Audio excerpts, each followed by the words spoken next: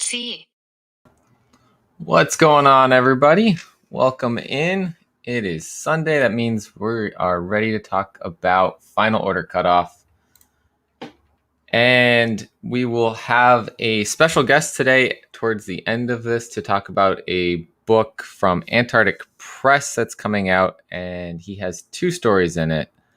Jonathan Chance is the writer of two of the stories that are in Horror Comics number 6 from Antarctic Press. So at the end of the whole discussion, he will be coming on and we'll have a little interview there to talk about that and something else that he's got coming up. So stay tuned to the end of all of Final Order Cutoff discussion to find out what he's got going on. But we're going to start out looking at Lunar and taking a look at DC and then our Scout comics that are on Lunar. But for those of you, of course, that have not seen the Final Order Cutoff video before, Final Order Cutoff, or FOC, is the last date that your retailer or your, whether that be your local comic shop or your online retailer, can order these books. So the DC, or rather the Lunar FOC, is today. So you have to act quickly on these if you haven't already told them that you want these books. And then tomorrow will be the cutoff for everything else that goes through Diamond. So shout out to Wesley's Comic Collection who's in the chat, Travel and Root Beer, Professor Comics, and Neighbor to the North. What's going on, everybody? So kicking it off with DC, we have Action Comics 1031.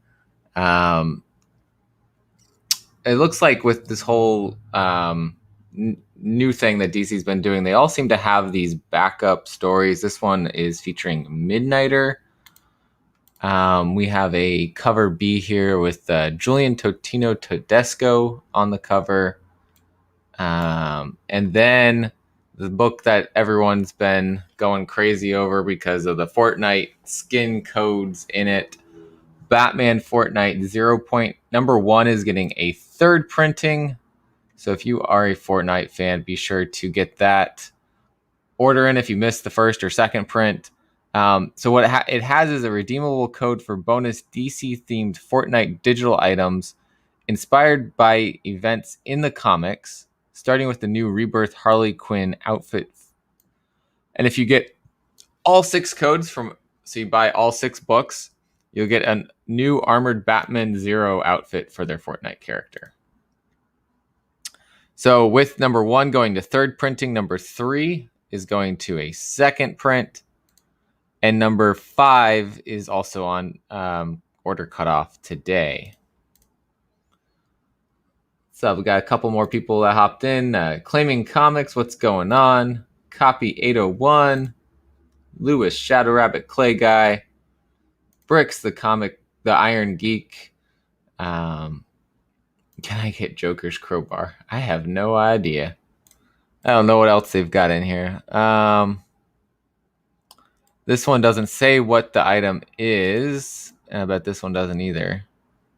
Nope. So all we know is the Harley Quinn outfit and then the Armored Batman outfit. Number 5 has a Amanda Connor cardstock variant for it. It's Batman and Catwoman on the cover there. And it also has a variant here that is a 25 copy minimum order. Nice black background there. We've got Batman Superman number 18 with a cover A by Ivan Reis, who does the interior arts on this one. Looking a little Terminator-y here. And a Simone Bianchi cover B cardstock variant here. The Batman White Knight presents Harley Quinn is getting a hardcover. So if you missed the individuals from the Black Label series, you can read that in a hardcover now. What's going on, comic dude? Copy's been enjoying the Batman Superman story. That's good. Moving into something from Scout here, we've got By the Horns #2. So number 1, second print was just on the FOC last week for Scout through Lunar. The #2 now is on the order. And again, with the Scout comics, check where your shop is ordering them from. They might be ordering them from specifically Lunar or specifically Diamond. Or like my shop, I asked, they said that they are ordering them from both. So if they miss something on Diamond, then they can still order it on Lunar after, it seems like. So for right now, and then at some point, it'll probably be, I think Lunar is probably going to have their comics in a more organized ordering fashion. So moving on from By the Horns, we have Detective Comics number 1036, featuring The Huntress and Dan Mora on that interior and on the cover art. Love his art. Moving on to the next page here, we have a cardstock Lee Bermejo variant, which looks like we got Clayface eating Batman or something going on there. Flash by Mark Waid has a trade paperback. Superman Future State has a trade paperback. And then we move into issue number 3 of Harley Quinn. This crazy art by Riley Rossmo. Story by Stephanie Phillips, who's the writer on Nuclear Family from Aftershock Comics, which I've been really enjoying. I read issue 1 of this. I liked the story so far. The art, I'm still trying to get used to, so I didn't pick up issue 2 yet. A lot of Canadian representation in the chat. Yeah. Yep, we got a lot of Canada here, which is good. Yeah, it's probably of this series so far the best A cover from Rossmo. And then of course we've got the Derek Chu cardstock variant. And his art is just super awesome, and it continues to be here. And interestingly, so this book has been out for a while, but here it is on FOC through Scout through Lunar now. And so if you remember, the writer Lewis Southard was on Spine Ticks a couple weeks back, probably a month now. I actually ordered my copy of this through Scout, and it just finally arrived earlier this week. So about a month to get the comic, which is, it just got lost in Memphis, I think. But here it is. You get another shot at it through Lunar. What is this? Milestone Returns Infinite Edition #0. It's a one-shot. It's the return of the legendary Milestone comics.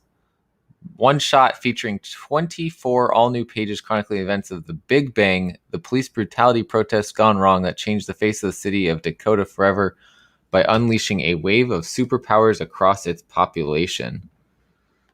All right. So the 17-page primer story, originally released online during the world-famous DC Fandom event, will also be included in this. There will also be a blank cover, and then Mr. Miracle is getting another series here, The Source of Freedom, #1 of 6. That is an awesome cover there. What's going on, Phil? Phil is here.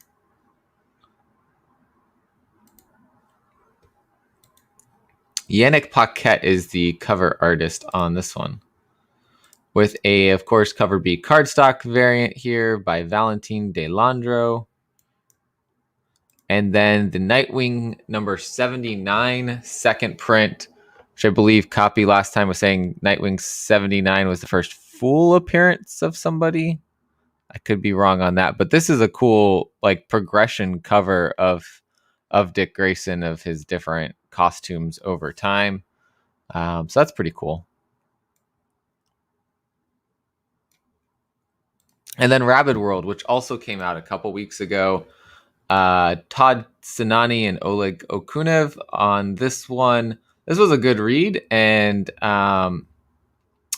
now you get another shot. If you missed it before, you can make sure your shop orders this one from Lunar. Robin, moving on to issue number 2. We had our first appearance of Flatline in issue number 1. So now we've got the follow-up to that ended with her and Robin getting into an interesting fight. And here she is on the cover. We got a Francis Manipal cover B cardstock variant 2, which looks killer.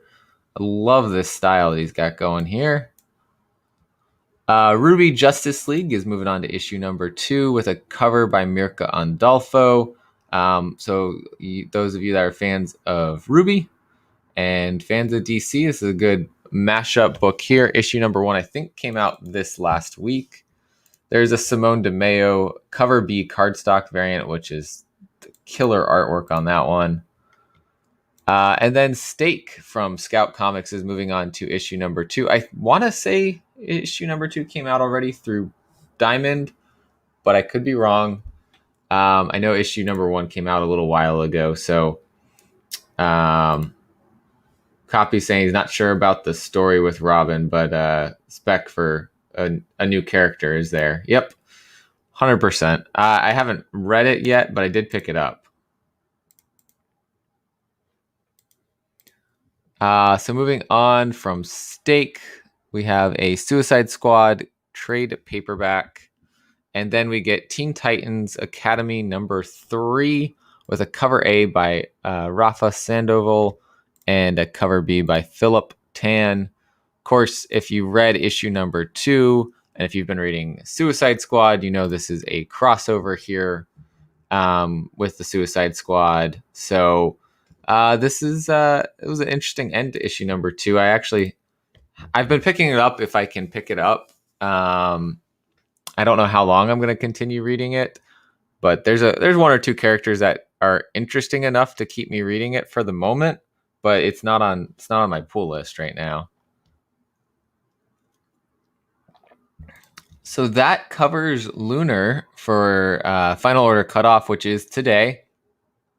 I do want to point out something that maybe you want to tell your shops about now versus waiting till cutoff next week, is that the DC horror comics line is on cutoff next week. So that starts with DC Horror presents The Conjuring, The Lover number 1 of 5, Bill Sienkiewicz cover, a Ryan Brown VHS tribute cardstock variant, which does not have an image yet, but that may be something really interesting.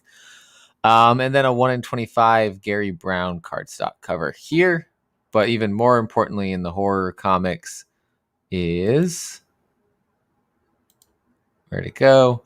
The Nice House on the Lake, number 1 of 12, written by James Tynion. This one is one I'm really looking forward to. So just something to be aware of, maybe worth mentioning to your shop now. This is DC Black Label versus waiting till the cutoff date next week. So let's shift gears. And yeah, that's fair.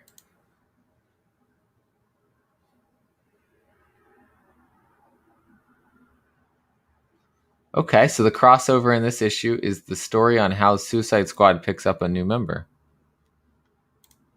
All right, it's good to know. I did not read I read maybe 1 or 2 Future State books. So let's start out with Image Comics over here on the previews catalog. We've got Ascender number 15 from Jeff Lemire. This is a new story arc for this book. Of course, Descender was also part of this world too, and I feel like it's been a while since there's been an Ascender story. Bitter Root is on to issue number 13. Of course, we've got this is the 3rd part of this new story arc for Bitter Root. And it's got a really cool cover B here. This is Beach Street. I'm guessing that's an homage to that.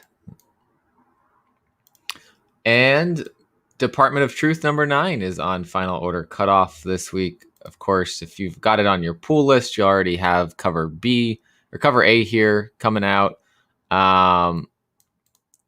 This has been such a good read. Last issue, I don't want to give spoilers, but it was a good one. It was a really good one. We've got a cover B from Michael Avon Omeg. Personally, I'm not feeling this one too much, but we've got Cole, we've got Ruby, and we've got Lee Harvey Oswald there, it looks like. But this one, this is my pick of the covers, because this is an homage here, of course, to My Neighbor Totoro. And the artist on this one, Zoe Thorogood, I actually just picked up her book, The Impending Blindness of Billy Scott, which I have not gotten to read yet, but I will be reading soon.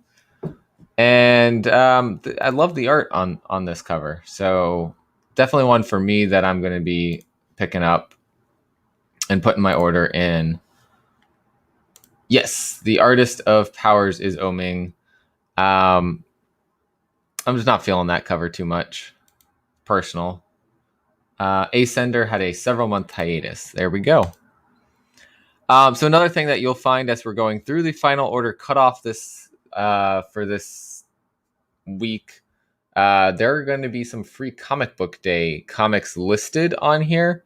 And now I don't know how the shops actually are doing the ordering on those, but I let my shop know any of the ones that I saw that I was interested in. So such as there's Lady Mechanica, so that wasn't one I was interested in, but Stray Dogs is getting a free Comic Book Day story. It's a special expanded edition, and we get to see a brand new prologue, That Doggy in the Window, the unnerving story of the very first dog to ever come to the master's house. So I'm looking forward to this free Comic Book Day story. I'm still not over what they did in issue #3, but it's such a good story. I'm really looking forward to the free Comic Book Day story here. Yes. So actually, Phil, so the reason that I ended up getting this when I did get this is because I saw it in previews and I didn't realize it was already out before. And when I told my shop I wanted it, they said, well, we have it currently. And they put it in my box for me to pick up. So, yeah, if you missed out on The Impending Blindness of Billy Scott and that was something you wanted to get, it is back in previews and reorderable. This is one I haven't even known was happening, but Goddamn Virgin Brides, 5 of 5 from Jason Aaron. I don't know if this has been something that's maybe happening quarterly or something. I feel like I don't remember this one. But there's a lot of books, so it's hard to remember them all. Of course, Haha, it's on #5 of 6, so getting close to the end. But this one looks, again, I've been enjoying all of these. I did not think I would enjoy a story about clowns. This looks like an amazing cover of as they say here, well, it takes a trip to the grocery store. We've got our old clown here juggling things from the grocery store. Oh, man. But yeah, Haha has been such a good story. I hope it ends with issue 6 though, because I don't know how many different clown stories that they can tell, but I do hope that, like it sounds like was supposed to happen, we do end up having that crossover with Ice Cream Man, and that would be a good way to conclude Haha. Speaking of Ice Cream Man, there is an Image Firsts for Ice Cream Man, so the reprint for issue #1 of that might be something worth picking up. And then one of the reads that I really enjoyed this week was Helm Greycastle. So issue number 2 of 4 is on Final Order Cutoff, and this is very much like D&D, but set with set more with like what is it? Is it the Mayans with Montezuma and Quetzalcoatl and all of that? So this is a really cool story. And playing D&D now, I think I have a little bit more of an appreciation for all of the classes and the way that certain characters are acting. But definitely one that I'm looking forward to reading the whole story. There's only 4 total issues with that one. It's interesting. We're getting a image first for Spawn also.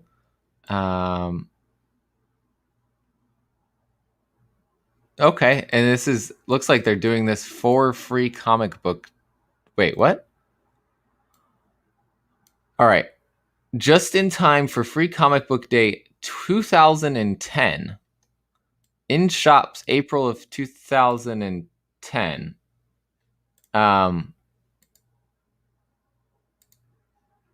What year is it? Right? We're in and this one was in shops 2019. So I don't know what they're doing. I guess they're just reprinting it without changing the dates on those, but all right. Yeah, I think issue 6 is the tie-in into Ice Cream Man, and so that combo, haha, and Ice Cream Man is going to be a good combination there. Philadelphia is moving on to issue number 13, and look at this cover here by David Mack. That is an amazing cover. I know I haven't been reading this one. I did pick up issue 1. I never really got around to reading it, and then it got too far into the series. But I've heard really good things about Philadelphia. I know Azores Tiger's been reading it, and he's 11 years late.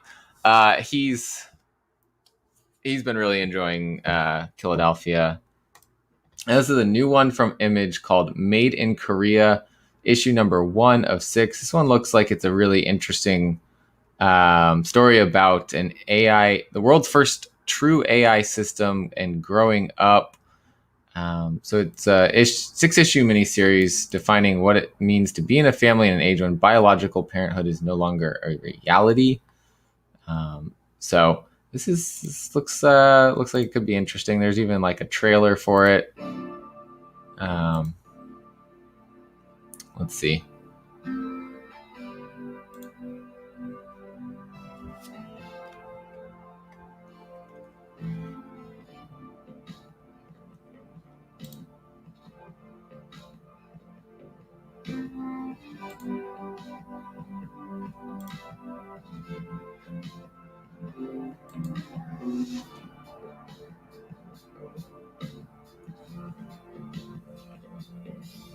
We've got some good quotes from pretty well-known authors that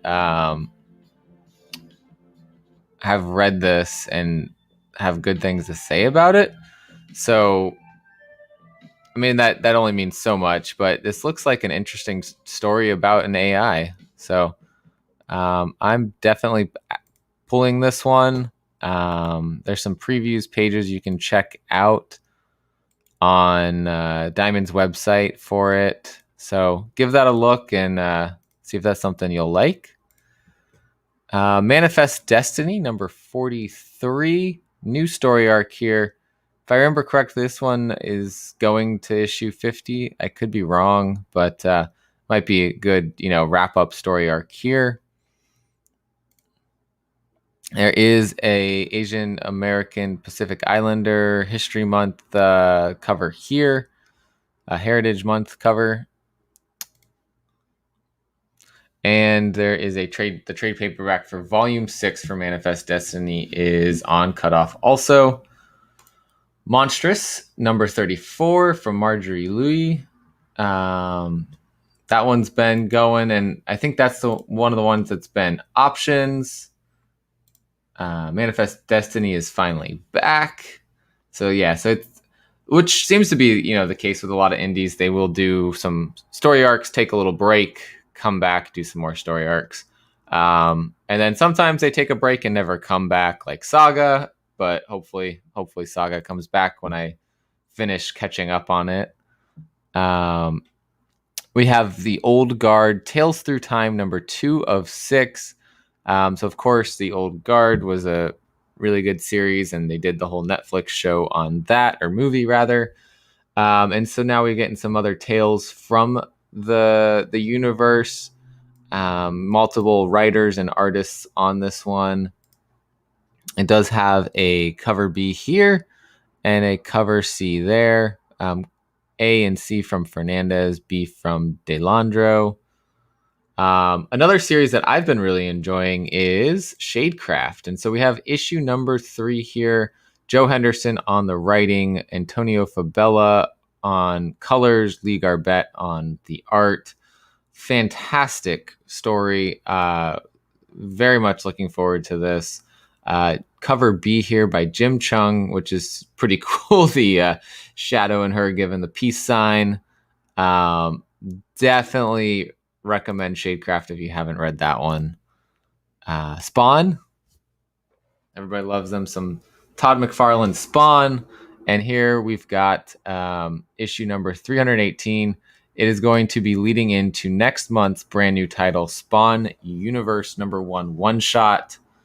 And then continue into those 4 titles that Spawn is breaking off into down the line. Shadecraft, from what I understand, is not a limited series. I assume there may be some planned end. Joe Henderson, this team did Skyward, which I think was maybe 20-something issues. So I'm hoping that this isn't like just a 6-issue, 12-issue kind of thing, because I really like the world that they've got, that they're building here, and the art on the interiors is awesome. But I don't know. Don't 100% know. But they don't specifically say that it's, of a certain number. Cover B for Spawn 318 is from Todd McFarlane. And then cover C here is by Bjorn Berens. It's a pretty cool cover.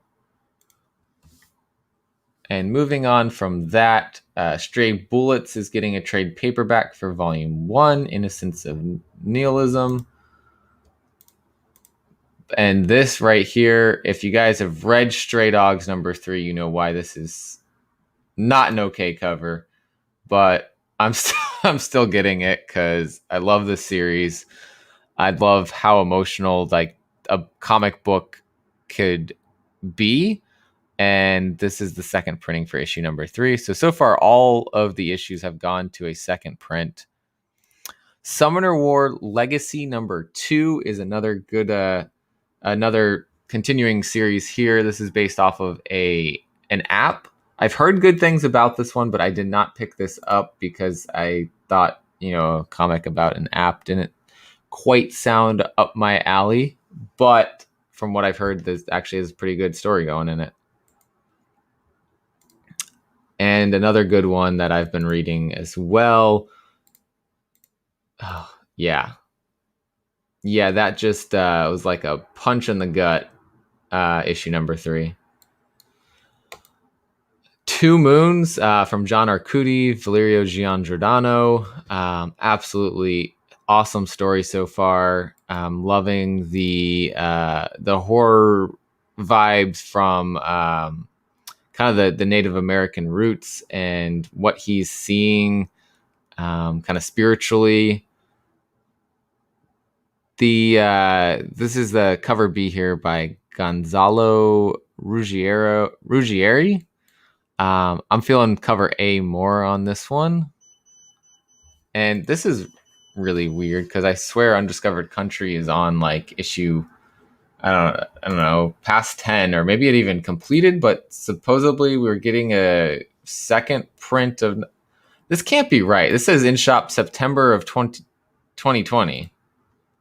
I don't know what Diamond is doing, but that can't be right, which means who knows if these are actually on, these image firsts are actually on here. They might be glitching.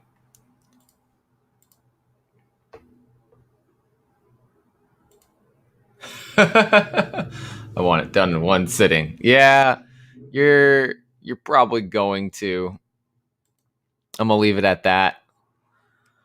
Avatar, The Next Shadow's got a trade paperback. Crimson Flowers got a trade paperback. These, of course, are Dark Horse Comics. Dragon Age, Dark Fortress is on issue number 3 of 3. I'm assuming that's probably not the final art here. Just a filler. We have a free comic book day from Diamond that is for Avatar, The Last Airbender, and The Legend of Korra. So all in the Avatar world. And a free comic book day for Critical Role and The Witcher. Let's see what else we got here. Lady Baltimore, Witch Queens, number 3 of 5. I think Sith Lordly was reading this one. Lady Baltimore, continuing that story. And then we have, speaking of The Witcher, we have Witch's Lament, number 1 of 4. So again, more video games that are comics as well. So this is something to probably keep an eye on from that regard. And of course, The Witcher being a Netflix show as well is probably got more buzz for this if that's the kind of thing that you're into. And then there's a cover here that's not revealed yet. IDW's going free comic book day with Sonic the Hedgehog 30th anniversary, as well as Star Wars High Republic Adventures with the same team here doing this one. And we get Yoda, Buckets of Blood, and their Padawan learners to help maintain peace in the glory days of the Republic in a prelude to the High Republic Adventures series. So this should happen before all that. This will be one that I'm going to try to pick up for free comic book day in the fall. And then we've got G.I. Joe, of course, on to issue number 282 here with a cover B by Freddie Williams II, artist on The Bequest. Godzilla trade paperback, My Little Pony Transformers 2, number 2 of 4, with the Tony Fleece cover A, with interior art by Trish Forstner. So, of course, our right here we have our Stray Dogs team. What's up, Jay? How you doing? Hope you're doing well. We've got cover B by Bethany McGuire Smith. I wonder if they still are doing, and there's an incentive here. Not an A-B incentive, though, so. Let's see what else we got. We got Star Wars Adventures, Weapon of a Jedi, number 1 of 2. Looks like Skywalker seeking support of the rebellion, but feeling the Force, and so he's got to figure out how to be a Jedi. Probably got a ratio incentive here. Maybe not. Maybe not. All right, we talked about DC already. Let's go into Marvel. Keep things moving here so that we can spend as much time as possible at the end on talking to Jonathan. We have Alien moving on to issue number 3. I've loved the cover art on all of these by Inhook Lee. I haven't been reading Alien, but the covers have just been absolutely amazing. There's a Philip Tan variant that looks absolutely killer here. Really enjoy that. And then we have Adam Kubert variant. See if there's anything else before we move on. There is not. At least not showing up in previews the usual way.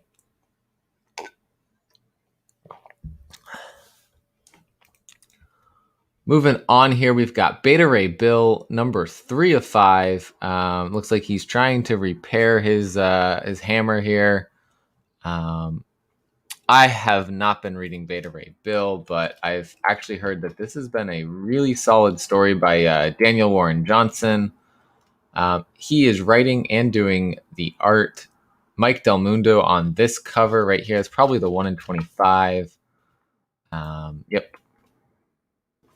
And now Black Panther I thought was on FOC last week, so I'm having a little bit of a deja vu moment here. I could be wrong, but I thought I talked about this Gleason and this Peach and all these Stormbreaker variants. I don't know. Seems like we got a repeat here with this. So maybe they just pushed back the FOC date for Black Panther, trying to build more hype for it.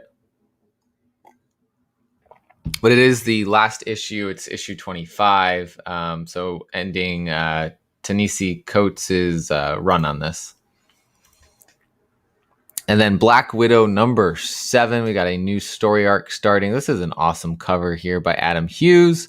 All of his covers for this have been really good. I think there was someone new in issue number 6 who was like a protege to the Black Widow. So maybe there'll be more of that story in this one.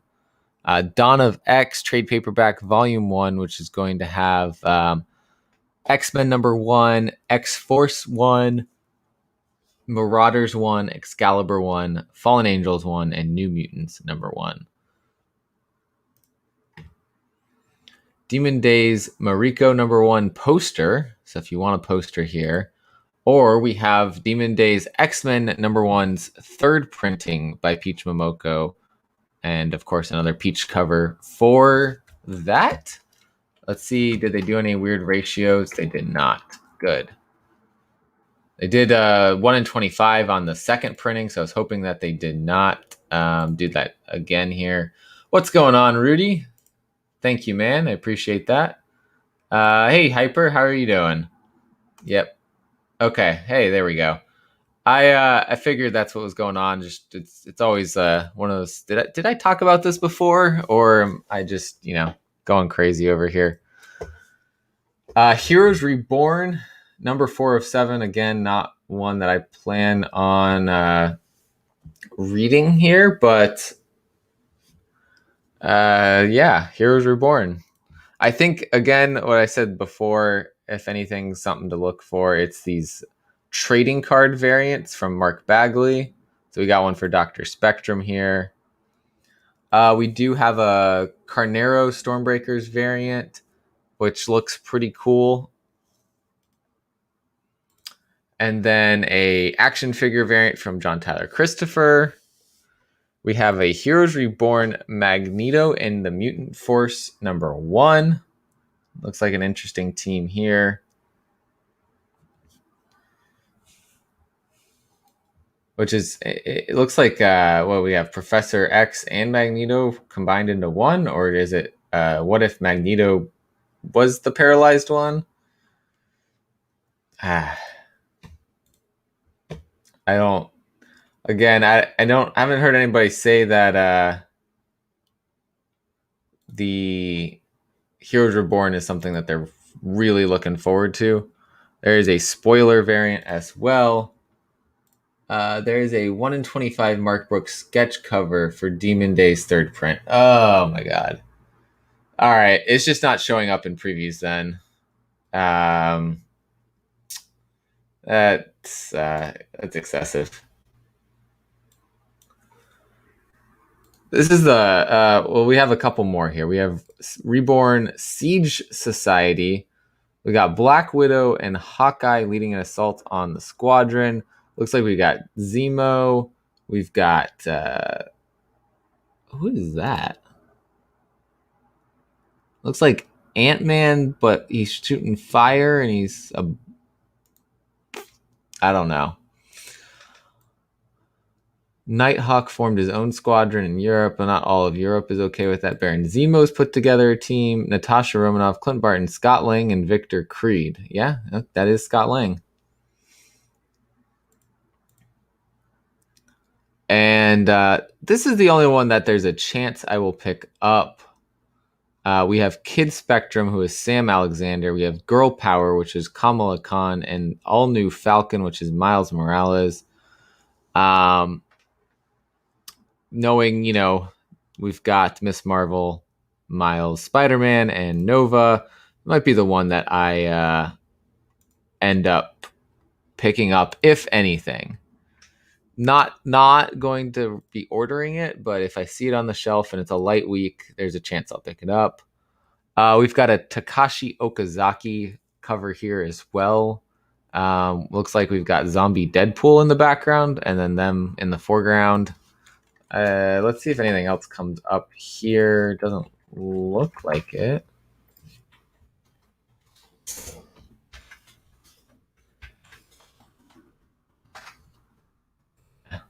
All right. Infinity Gauntlet trade paperback. Some more trade paperbacks here. Maestro Warren Pox, number 5 of 5. Fighting off with Doom.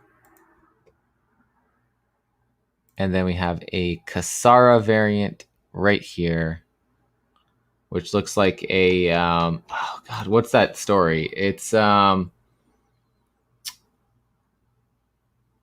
Gulliver's Tales, Gulliver's Travels, something like that. That's what this is reminding me of here. A bunch of little tiny Dooms. Let's see what else we got. Miles Morales, Spider-Man number 16, which has looks like Peter is fighting with Miles against the clones, even though he Miles tried to tell him, no, don't fight. Gulliver's Travels. Wow. Brain is not working. Here we go. So Hyper just sent me, let me highlight myself for a second, the Demon Days X-Men number 1 third print 1 in 25 variant, Mark Brooks sketch. So it's a great cover, but can we stop with these ratios for multiple printings? Like, can we? Anyways, keep it moving. I read issue 25 for Miles. I'm not feeling the Clone Saga. I've been trying to look for another book to cut, so I'm probably cutting this. Yeah. Let's see if there's probably some other covers here. Vincentini variant. We got a clone in the background there. Nothing there. Yeah, so that's probably a 1 in 25 on the clone, on the issue 26 of Miles. New Mutants number 18. So Christian Ward must have taken over the cover art for New Mutants because he had one on 17 as well. And this is fantastic. You even see something flying towards the camera, and it's blurry because we're focused on the background. That's some awesome art. We have a poster here for Planet Sized X-Men number 1. We have a new series here. Yeah, one cover. I like when there's new art for the reprints, instead of like interior art or like a color swap art of the issue 1 cover A, but ratios get a little excessive. Reptile number 1 of 4. So this is a character that's probably been like MIA for who knows how long. But he's making a comeback here with this story by Terry Bloss, Paco Medina on cover art, and Enid Balam on the interior art. Humberto Lopez or Reptile. He's kind of coming back to everything because something bad happens in his life. We've got a cover B by Mike Del Mundo. Half man, half extinct. That's kind of cool cover. See if they, yep, we got a Ratio Souza variant here. I don't know how far they are going to go in the ratios on this one. That's probably it. We've got Spider-Man Shadow #1 getting a second print here.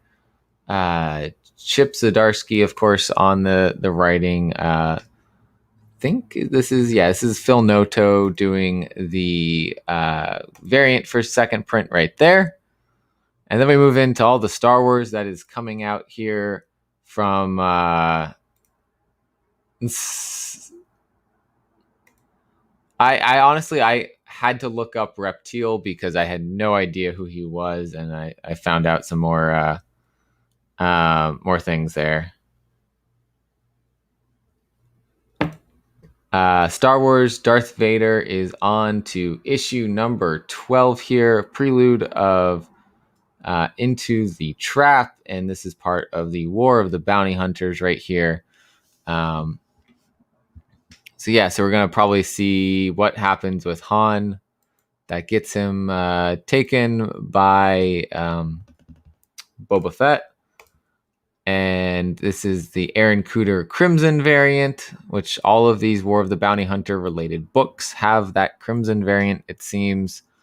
We've got Chris Sprouse doing another Empire Strikes Back variant. And then Dr. Aphra hitting number 10 here on this volume. We've got them being cornered by Vukora and the Unbroken Clan. And interesting here, we already knew that this came up, that there was a Nihil artifact or something that she had found. It's a hyperdrive, and that, of course, ties back to the High Republic. Crimson variant, of course, as well. I assume she usually has a 1 in 25. Here is the Dr. Aphra 1 in 25 by Ray Anthony Height. Which means there probably was a Star Wars 1 in 25. Also, let's check that out. Maybe not. Maybe not. Or maybe, and it's just not showing up. The trick doesn't always work. Marvels is getting to issue #2. Alex Ross on this beautiful cover. Kurt Busiek doing the writing. We've got Arrow, The Punisher, The Black Cat, Melinda May, The Terrible Tinkerer, and more. This story, I did not read issue #1, but was supposed to be introducing some new characters, and we've got an array of characters that are being used in this story here. The other thing here we've got is Trials of Loki, Marvel Tales, so another Marvel Tales story, collecting, looks like Loki #1 through 4 from 2010. And I'm betting there's a Virgin cover by Joshua Swaby.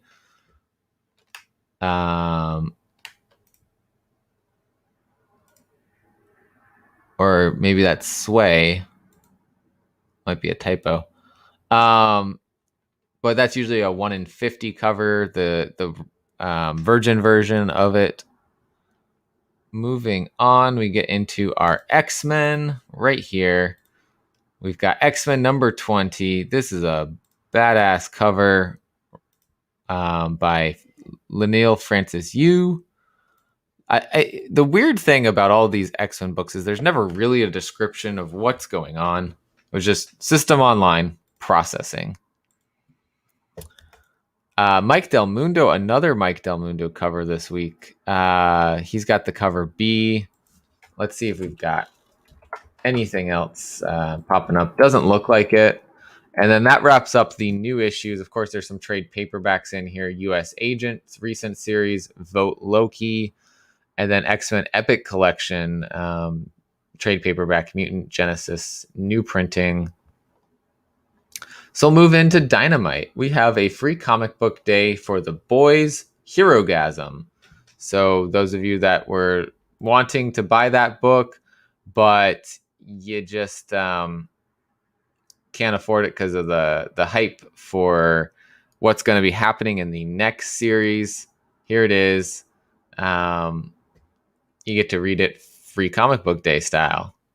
There's also a free comic book day for Vampirella. So these will be in shops on free comic book day in August. I think it's August 14th, but I might have that date wrong. They also we've got the Clash of Kings Part 2. George R. R. Martin, of course. So Game of Thrones. We're on to issue number 13 of this one. And it does have a variant cover here by Mel Ruby. And then we've got a lot of Red Sonja on to issue number 27. And Vampirella Dark Powers number 3, but these seem to be specific covers here. So we'll move on into Boom Studios.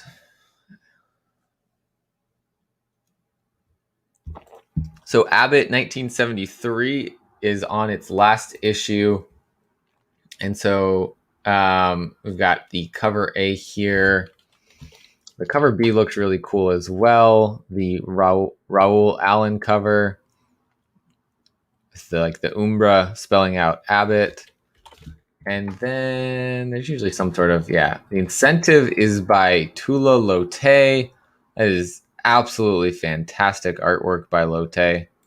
Probably going to be a lower ordered book too. So if you're into speculating based off of that, here you are. I'm assuming probably the one per store that they usually do will be a black and white version of the Tula Lotte cover. So I might try to get that if that happens. Yeah, time for the goods. The headed into, of course, Boom being such a good indie studio, and then the rest of the indie studios that we're going to get to down below. There's also an original graphic novel that's coming out. Adam Smith on the writing, Matt Fox on the art. It says, for fans of Stillwater and Essex County comes a new graphic novel. Myers Carpenter is a bootlegger who's just inherited his family's bar and must turn his estranged mother, who he hasn't seen since he was a boy, for help. He learns the secrets of his new family's lodge, but may not escape the dark cult thriving just under the surface of opulence. So let's just give you a quick preview of what's in here. Looks like it could be pretty interesting. But for right now, with everything else that I know is coming out this week, I will be passing on this one. Maybe look at getting it down the line. We also have Dune going on to issue number 12 here, or 7 of 12 here. Of course, Brian Herbert doing part of the writing, Kevin Anderson, and then Dev Premanik and Evan Cagle on the team as well, with a cover B by Jonas Scharf. And some sort of ratio here. The Virgin of cover A for 1 in 25, and a 1 in 50 that is a Virgin of cover B.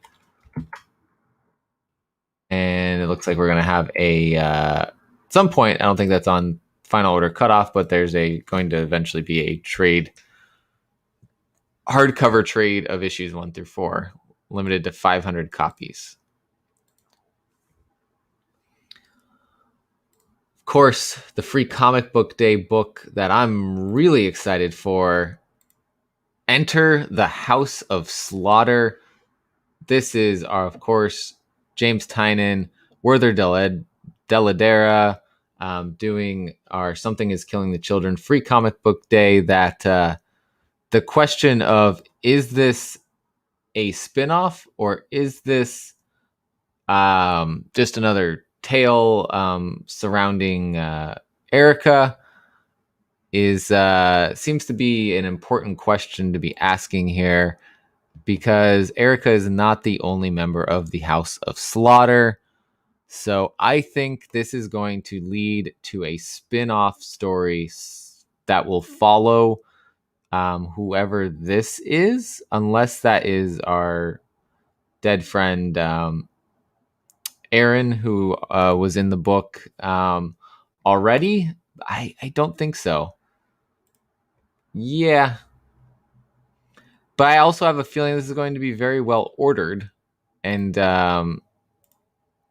it's going to be still decently easy enough to find. So, I mean, I'm telling my shop already that this is one that I'd be interested in. What you can also do is, if you are logged into your pool box, and I have, of course, a pool box through here with Aegis Comics of Alaska. You say order, and let them know that's something that you would be interested in, to make sure that you do get your copy. And same thing, as every week, of course, I usually go through it at the end, but I think this is a good time to take a moment and say, the way that you can set up a pool box with Aegis Comics of Alaska, if you are interested in doing that, would be to send them an email, admin at I'm gonna butcher this. Lou sent me the email at some point, so let me pull it up. I always mix up. I think it's aegisofalaska.com. Let me make sure I tell you guys the right email here.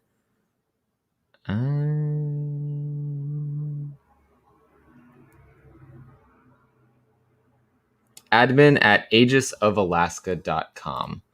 So if you were going to be trying to set up a pool box with them because you aren't happy with your shop, or your shop's real far away and you'd rather the comics to be mailed to you, admin at aegisofalaska.com, and then they will put in your information into here. You set up an account, and all you have to do is hit order on the books that you want.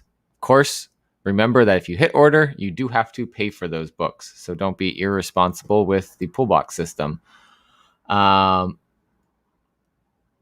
Yeah, I also think it's going to be a spinoff based off of Ross Ritchie's response in the interview. Yeah, the response essentially was, that is the question that you should be asking.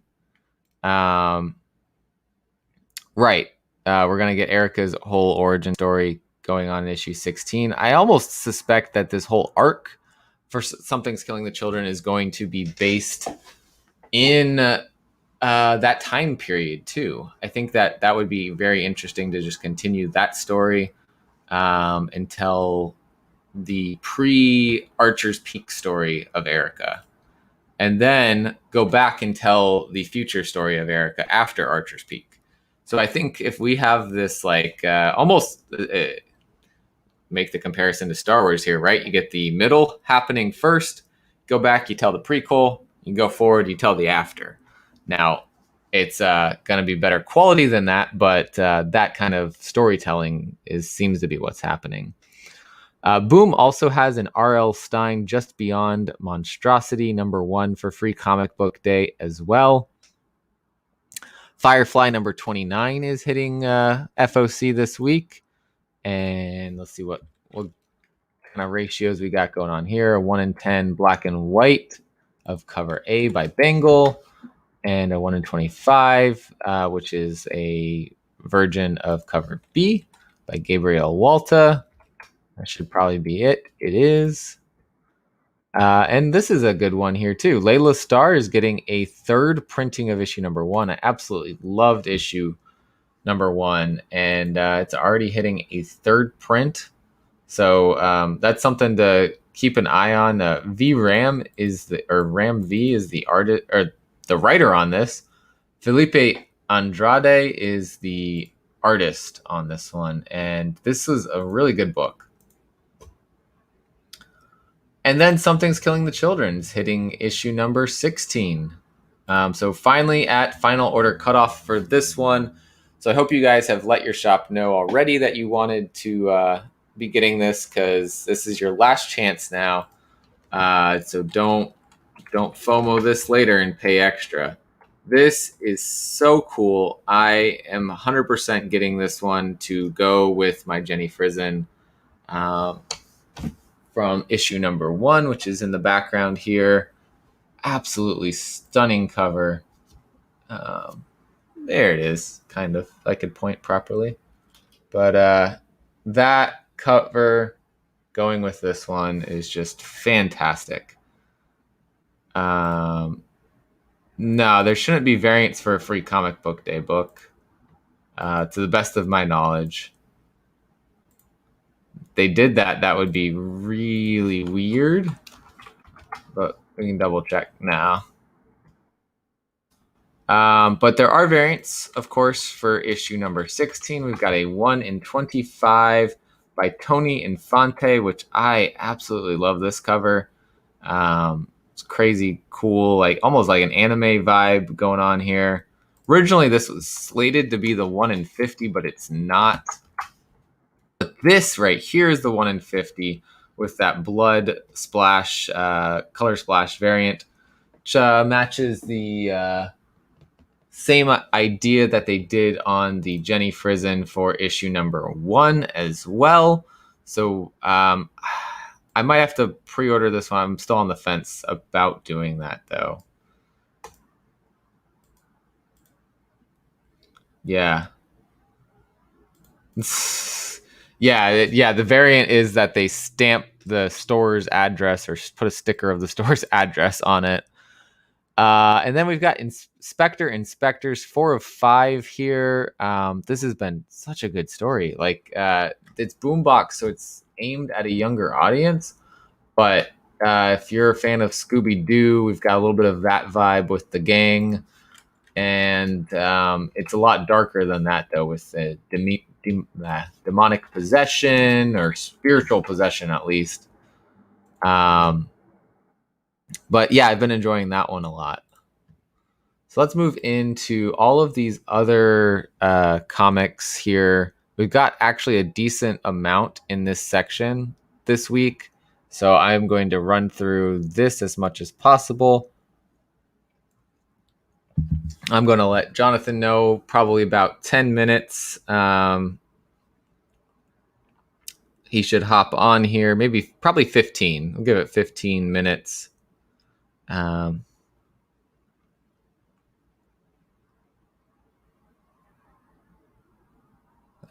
So we're ready here.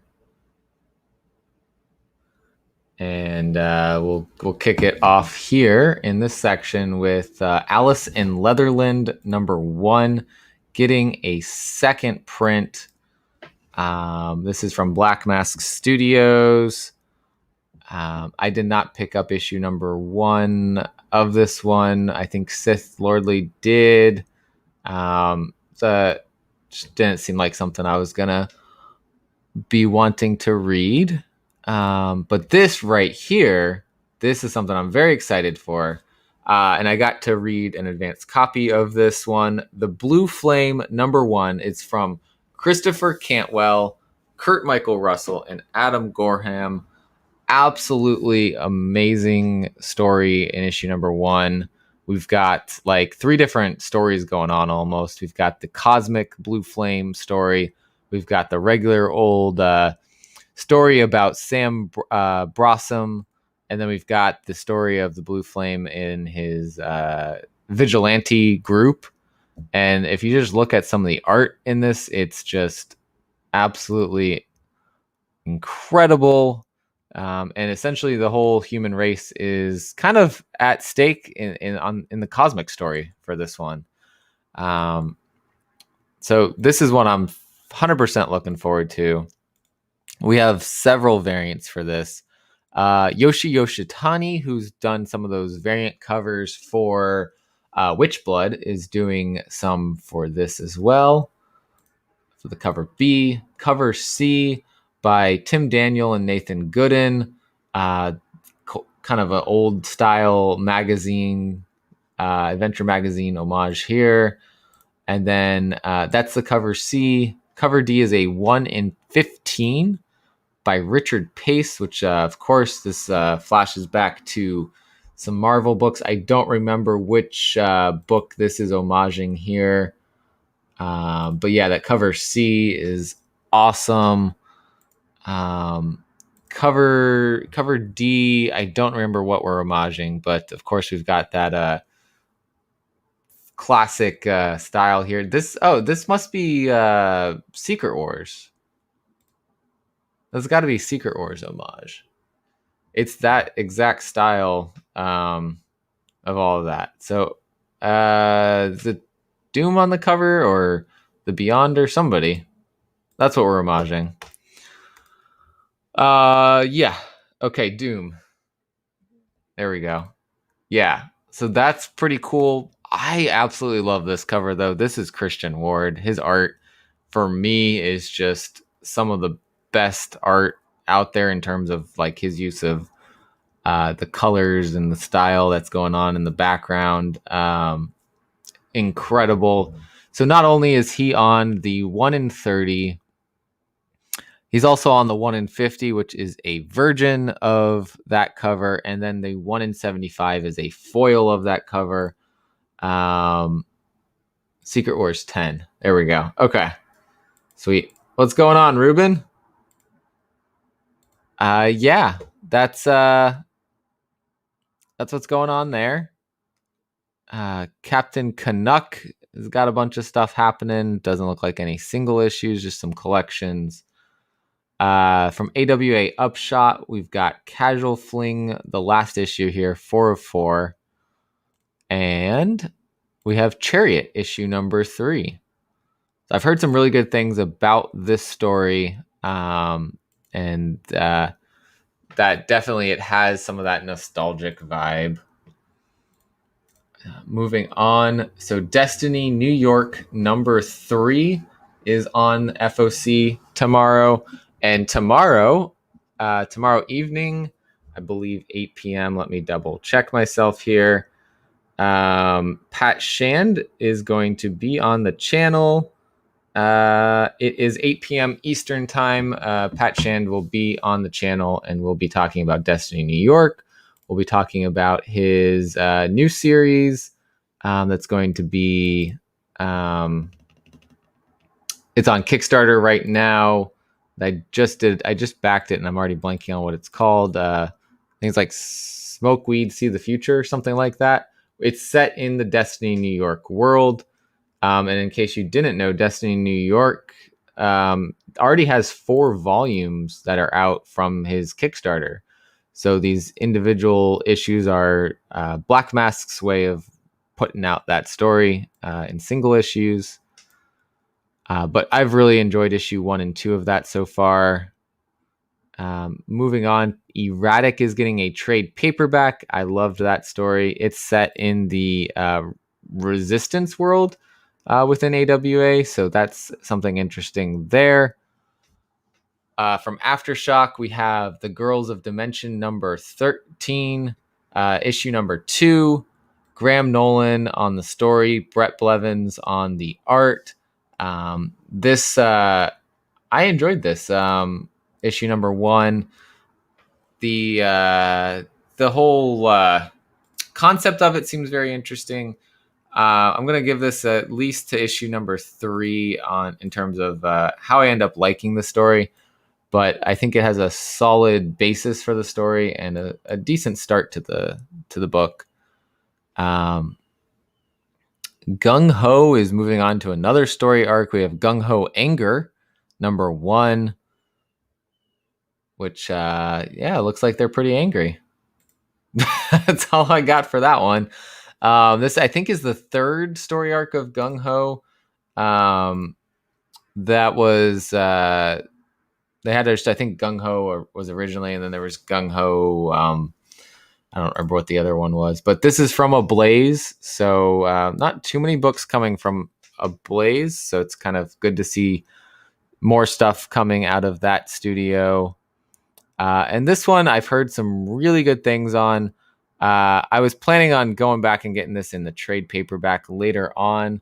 This is I Breathed a Body, issue number 5. I'm assuming that's going to be the last issue. Aftershock tends to do 5-issue arcs.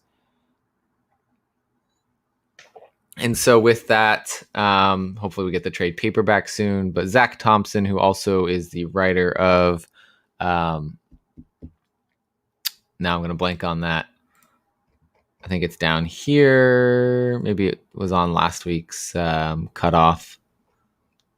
Yeah, I'm going to blank on the other. It's another Aftershock book that he's writing, and both have been excellent stories. Let's see what else we got. We got King Tank Girl number 5 of 5, and it has a Scotty Young cardstock variant, which is pretty cool. This one is like the sleeper hit that I told people about because Perpetual Comics told me about it. We got Man Goat and the Bunny Man, number 2 of 3. This absolutely fun story.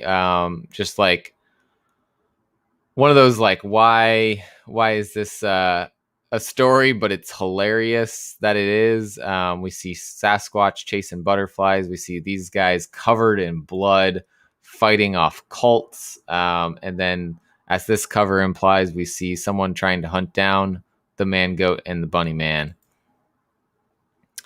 There is a cover B here, which is more typical of our Xenoscope covers, right? Sexy girl on the cover, and then looks like we have Bunny Man there. Interestingly, though Behemoth did have their cutoff already, there is one book from MFKZ that is on this Final Order Cutoff. Of course, MFKZ is based off of the Netflix movie MFKZ by this guy Run. So he is also doing the story here. This cover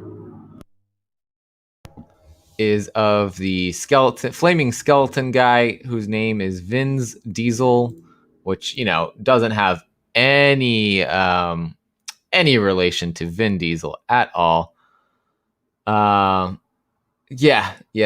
Man Goat and Bunny Man, yeah.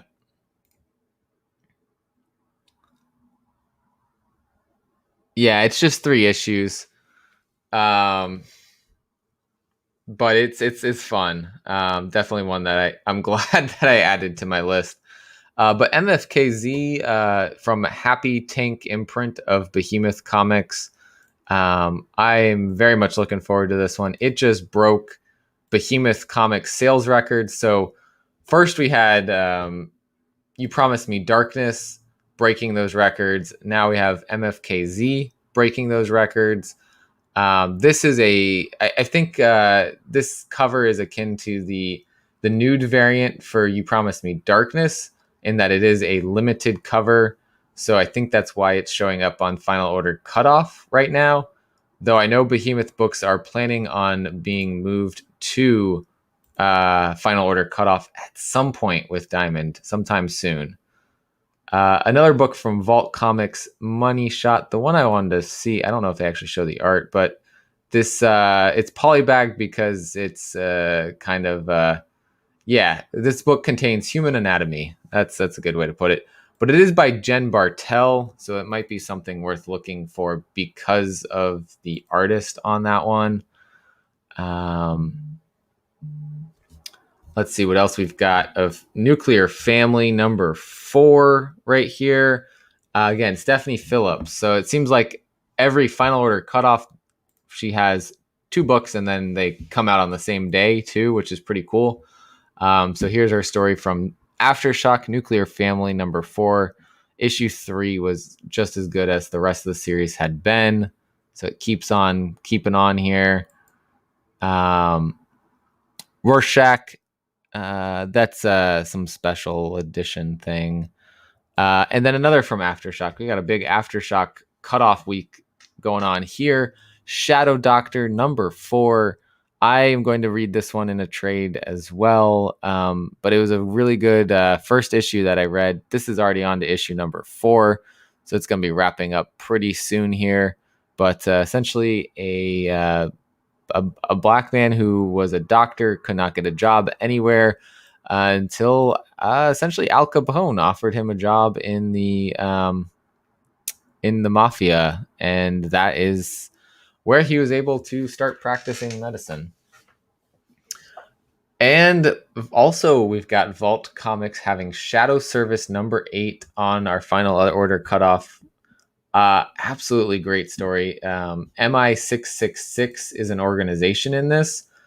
We've got supernatural things. We've got magic. We've got everything like of that supernatural nature, and it's been a really enjoyable story.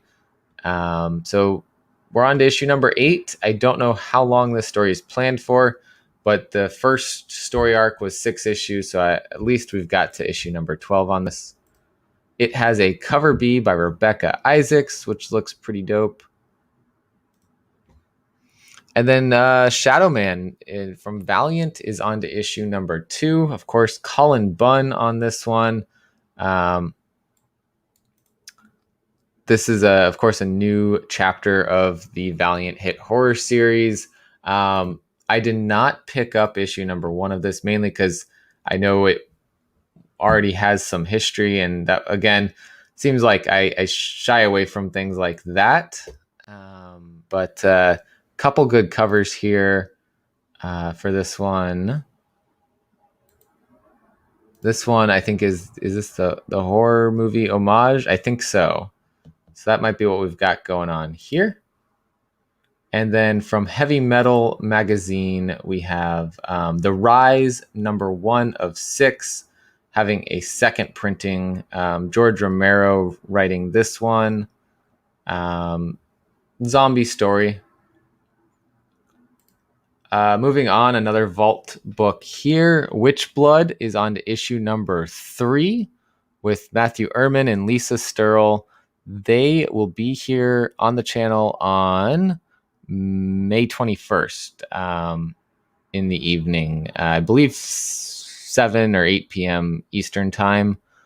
So something to look forward to coming up this month. And there's, of course, a tarot card variant here. And the Yoshi Yoshitani variant, which connects with all of the issues right here. And I can't go on without mentioning this one from Behemoth.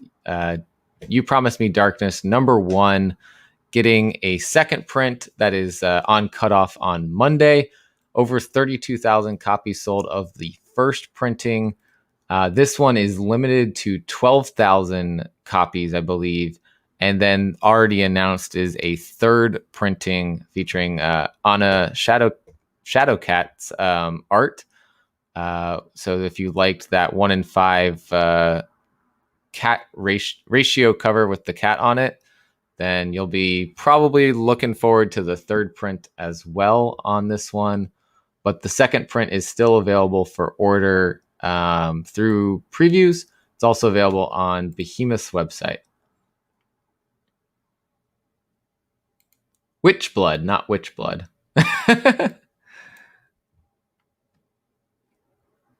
Yeah, a third printing's gonna be really good. This one, this is a little bit of a color change, I think, from I think it was cover B. I want to say cover B from it, but I love this also. But yeah, we end with Zorro New World number 1 here. American Mythology Productions. So we got a photo cover from the movie. So let me bring something up here.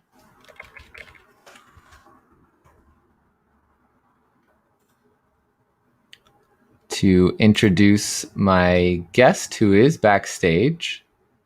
So this is Horror Comics number 6. We have couple stories in this. This is an anthology series from Antarctic Press. Let's see how they have this written. So first of all, there is a story from Alex DeLuca and Richard Beck telling a tale of the Boban Sith, beautiful but deadly vampire woman of the Scottish Highlands. Teenager Jenny meets some sinister senior citizens and learns the hard way to respect your elders. This one is by my guest, Jonathan Chance and Ron Joseph. And then the last one by Jonathan Chance is Danger Awaiting, a father and son seeking winter shelter at a not-so-abandoned bunker in a world where all is silver blue, with art by Emilio Utrera. I'm sorry, I just butchered that.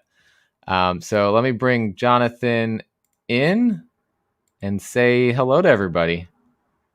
Hello. Hey everyone. Is my mic working? Okay. Yep. Yeah, it's coming through great. Good. Excellent. Excellent. How you doing, How are you? Jeremy? I'm doing well. Thanks for joining me here. Excellent. Oh man, it's a pleasure, man. It's great to be on here and to finally meet you face to face. Yeah, we've been talking for since the Elsewhere volume 2 came out. Right, right, exactly. Yeah, and that was that a month ago? There's so much happened, I think, within a month. I Might feel have been like two the months. I don't last even month know. or two has been longer than the last month or two. But Right, yeah, it was right. probably And about a now, month or so. right. And now we're Um, almost at like the middle of the year already, yeah, which is crazy.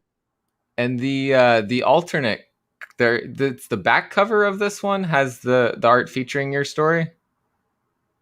Is that Right, right? yeah. Yeah, they've had this up for quite a long time. The original, because this was the cover that they were going to go with. But when it was announced to me that, oh, we two of your stories is going to be in the next horror comics because I submitted it ages ago. And at the Yeah, same time as they were going to be coming out in this, at the exact simultaneous time, they were coming out in Elsewhere. It's like, oh, I better double check with Elsewhere. They're okay with it, and you guys are okay with it, even though it's creator owned. You don't want to rustle any feathers or whatever. yeah, Um, and then I thought, well, I said, oh, hang on, is there any way we can get a cover done?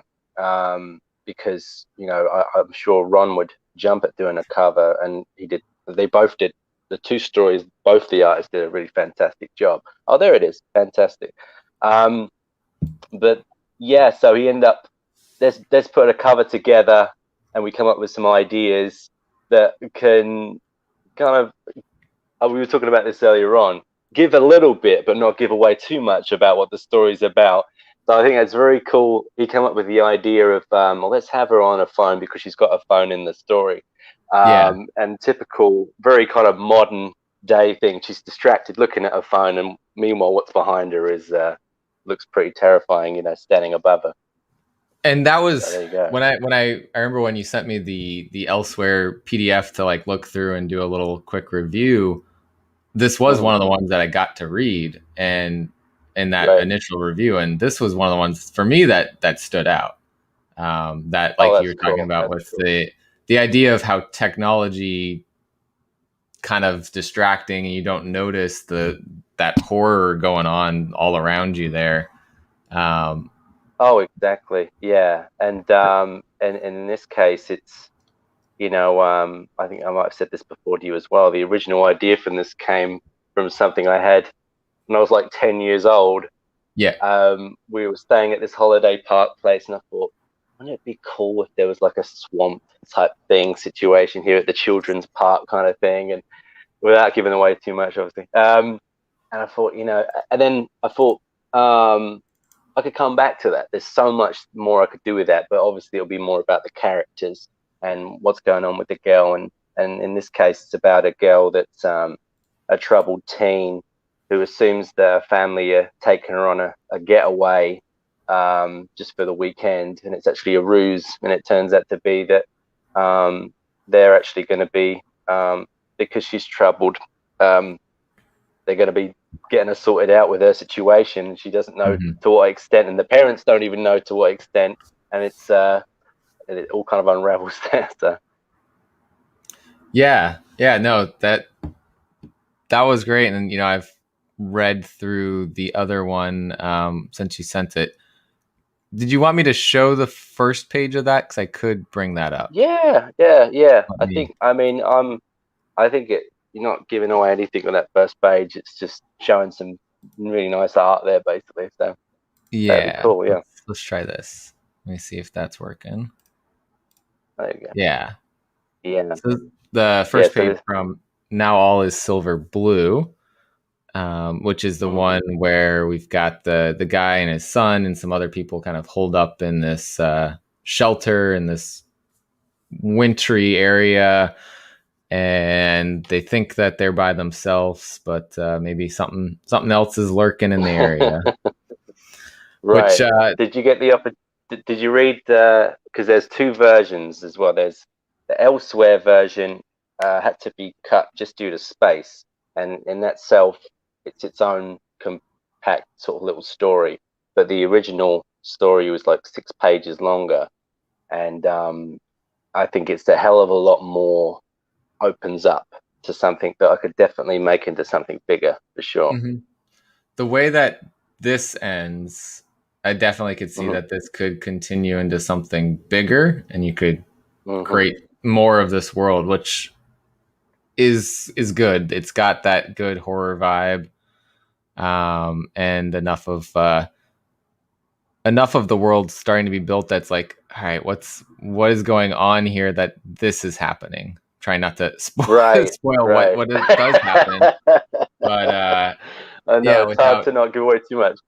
Right. Well, that's the cool thing about it. I mean, let's put it this way. Whoever I try to work with, I always think at the back of my mind, okay, who would be really great to show kind of like a horror, sci-fi kind of story, but show it in a really kind of fantastic kind of epic way. And I discovered this guy actually through John Crowder, who was a guy who's done a lot of wrestling comic books and stuff like that. And he's been an old friend I've known for years, and he got into the comic book stuff. And I've obviously been a lifelong comic book collector and everything. And then I kind of got into this as a way to, because I'm a filmmaker, to basically put my stories into a different medium. And I thought, well, this is something I've always kind of wanted to do. And I mean, I even did 3 years of art college and everything. This is kind of the way I was going to go at one point. And then I got into the film bug, and I kind of went off that route. So let's come back full circle. But it's really cool because they're very similar in, as you're telling your stories in filmmaking, the way that you're doing shots is almost identical to the way that you would say the panels. So I would literally write the whole script, and then I would storyboard out what I want to show. And I normally put up online actually like how the storyboard was, and then when I give it to the artist, and then they put their whole spin on it and their unique take to it. And Emmy here just did such a great job. I obviously wanted to work with him again. And this story, funny enough, I wrote this just before the pandemic, and there's definitely elements to it. And I'm like, whoa, that's in my story. That type of stuff. Like, it's the whole hold up. We can't go outside. You know, when we do go outside, we have to wear masks. You know, where are we going to get food from? So it's basically about a group of people that are holed up in this environment. You're thinking it's the near future. It ended up being nearer than what we found out. And they're waiting on a family member, and we don't quite know what's out there, but we know that if they do go out there, if not even just for the snow, it's incredibly dangerous to even just, you know, venture out. And as they're waiting for them, they take it upon themselves to want to, you know, leave there and everything. And he's left there by himself, but we don't know exactly what the threat's going to be. But I would definitely say it's definitely worth the read to find out who this threat is going to be, these people. Yeah. And after that, I'm thinking, wow, I could totally open that up into a whole other, you know, there's a whole universe there, literally, with this character. And then even how it ends, I don't know if you picked up on it, but even that is very open-ended. We don't quite know if someone had passed away or not. I don't know if you picked up on that when you read it, because I know you only had a short period of time to read it, but I don't know. No, I'm thinking about it. This isn't showing. It's still showing Right the same thing on screen, right? Sorry? Still showing the same thing? Okay, good. I just opened the last page to look at it again. Oh, okay. You're like, oh, no, don't change it. Yeah. The ending, no. Yeah, well, basically, it's left open-ended that you assume, oh, I guess they're going to be okay. But the way that we did that, I told Emmy, I'm like, can you make it that his head kind of tilted a little bit so it looks like he's basically passed away? And it's like, oh, it's just so freaking tragic, you know? Yeah, and I see that now. Yeah, so you can. I mean, the thing is, people are not even pick up on that. They just think, "Oh, he just said everything's going to be okay, so I guess everything's going to be okay." But it's really But not. If you actually look at the shot, he's like slumped over. yeah, that last So it's shot like does kind of shit. leave it a little bit up for interpretation. But yeah, Right, right, with right. the what the threat ends up being, I think that definitely opens up the world for further exploration. Oh, Um, absolutely. Oh, yeah, yeah. but yeah, And so that stuff came from a dream I did. Basically, I had a dream. The first part of the story actually was in the dream, and with those people, even though they were from a distance, and I couldn't quite see what they looked like. And I thought, what would be terrifying? We come up with this idea. Um, but yeah, that's just one aspect that we could go down if it opened up that story even bigger. yeah, yeah, absolutely. So those are the two stories that are coming out in Horror Comics number 6. Let me reshare that. Keep closing and moving things over. There we go. Horror Comics number 6, and so it's in shops May 26th, which today's usually around the last point that things that would be coming out that day. A lot of other things that come out May 26th are on cutoff today, or rather tomorrow. So I think this is Antarctic Press is kind of doesn't have a final order cutoff Right, in terms right. of like the I think usual it's ordering cutoff, but I think they might fall right. more along the lines with Behemoth, where there's like this initial cutoff date or something like that. So Right. this is kind of the time to make sure that you've ordered it, because otherwise your shop might not get this in. And I Antarctic think Press that's books. definitely sorry. Oh, go ahead. I think that's definitely the catch-22. It's like you hope and assume that whatever comic store that you go to, your local store or online or whatever, you just assume, oh, they always get all the good things that I want to know about or see about.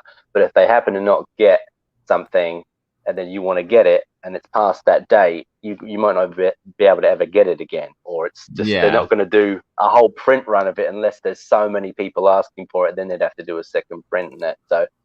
yeah, Um, and so yeah, that's the catch-22. I think when you first told me that your stories were going to be in this, I was just like, well, I'm just going to order this now because I know, it's hard sometimes with what they're going to do. But I might, let's see if I Right. can, I'll see if I can bump the order up. And then if anybody that is trying to get it can't get it, I might be able to get some more copies. No, that's a good. Let's Yeah, see that'd what be cool. happens. Um, Right. we'll see what happens. What happens when I do that on the previews thing is it goes to the shop and they, Mm. try to put the order in. If they can, I'll get an email that says confirmed, and it goes from there. But otherwise, if they can't, then it kind of sits in this like limbo area where they try to put in and see if they can get it. Let me see if I can pull that up. So like if I go to my pull box on here. So this is kind of my Mm. second Cool. shop. The guy that's usually on the Yeah. show with me, Lou, it's his shop. They're in Alaska. Oh Um, wow. and so I order some That's things, and so items ready for pickup. So these are somewhere in the mail on their way to me right now. Confirmed, but not ready for pickup. Things that are coming out in future weeks. And then I thought there were. that's so cool. I thought I ordered two of those. And then unconfirmed items, things that I've put in recently that haven't been. So they'll put in That and House of confirm was it? or That House of Slaughter one looked interesting. I did hear about that one. It's the free yeah. comic book So day. should That's be cool. seems like it's going to be a spin-off of Something's Killing the Children, with Right. absolutely killer cover that matches the cover, but it's red instead of blue, kind of hint to it. Definitely looking forward to that. But yeah, So so these cool. are all. Yeah. So once it gets confirmed, it pops into this section, and then if it stays unconfirmed, that means they might be having issues getting that. Mm. Well, funny thing is, because obviously I'm originally from the UK, I'm trying to get people back home to try and get it, and here and wherever else Mm-hmm. my friends may be that might be able to get it. Um, And back home, it's so funny because the guy that I originally used to get comic books from when I was like 8 years old still works there. Oh And I'm wow. like, hey, I'm the guy that used to go in. And I go, I've got a couple of stories coming out in a comic. Can you get it? And he goes, oh, I actually have like a customer gets that comic. So he goes, oh, I'll get some more in. And then I had like the coolest art teacher too. He basically loved comic books, and he used to doodle comics on his desk. And I was like literally sat right next to him. And I don't think it was even on purpose. I was just lucky. I was like, oh wow, he's in this comic stuff, and he lent me like Ronin when I was like 14 in school and stuff. So I'm now reaching out to him like, hey, I'm doing this. So trying to find random people. But yeah, in England, one of the biggest kind of comic places they have is like Forbidden Planet. And someone got the last two of this comic from Forbidden Planet. So I don't know how many they get in there. It might be 10, it might be 50, I don't know. But they've had, obviously since then, other people have had to reorder it as well. So that's always good. The more people say, hey, we want this, then looks better for me, I guess. Yeah. Or for whoever's comic it is, right? So Right. but Yeah. The more orders of that puts more of a spotlight on that issue, right? Then they're looking, okay, who right. was writing Get in a this couple one that more got in. more orders, and then you say, hey, Right. let's do more stories. So that's Right, pretty cool. right. So how did you get into writing comics to begin with? Well, funny enough, I won't like put the podcast down a bit or anything, but basically, my wife had passed away 3 years ago, and basically, just prior to that, I was trying to get funding to get a horror feature film off the ground called The Rectory, and we had lots of things in place, and it was kind of moving forward, but then it kind of just wasn't going anywhere, and the producer I was working with wasn't so awesome at all. He wasn't transparent.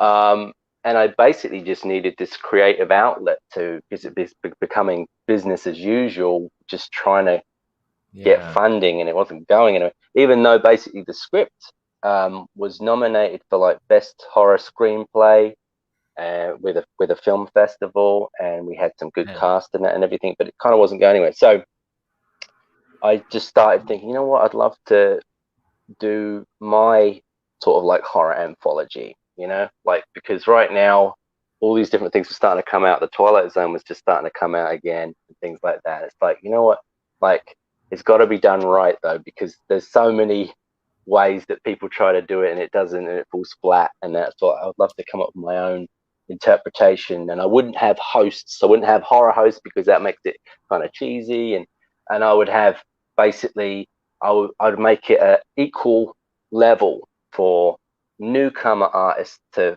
be doing an anthology story in the volume, and also have like industry artists as well, and bring them all into one volume. And basically, I had this idea that I could bring out a volume a year. And I got Del Barris was the first person I got, and through my friend John Crowder. And Del Barris basically has done Spider-Man, Blue Beetle, Fright Night, Conan the Barbarian, and in fact, he actually did comics that I remember seeing when I was 10, going, "Wow, that's so cool."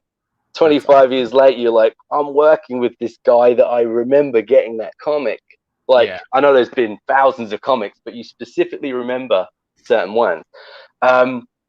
So yeah, and he jumped at the idea of doing a horror story, and the same with Ron Joseph with this Horror Comics 6. You can just tell that they put passion into their work every time, but when they want to do something like more closer to them, or something that is different from what they're normally doing, you can see it in the work. So I think with Respect Your Elders in Horror Comics 6, and that you can see that there's a lot of passion put into the artwork with that. It really came well together with the story. So basically, as I was trying to get that going, my wife had passed away, and I thought, well, you know what, like I need something right now to not just be distracted, but I need something to work into and be expressive and creative. And for what's better than right now in this solitary kind of and cathartic experience, to just tell my stories in this medium, and I've always loved comic books, and I thought, you know what, let's see how it will transfer over.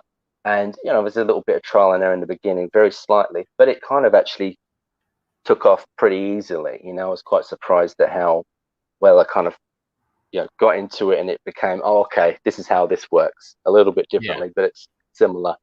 And since then, within 3 years, basically, I've just been writing and writing and writing. And the first couple of years, you're just writing, submitting, you're not hearing back, and you're like, you know what?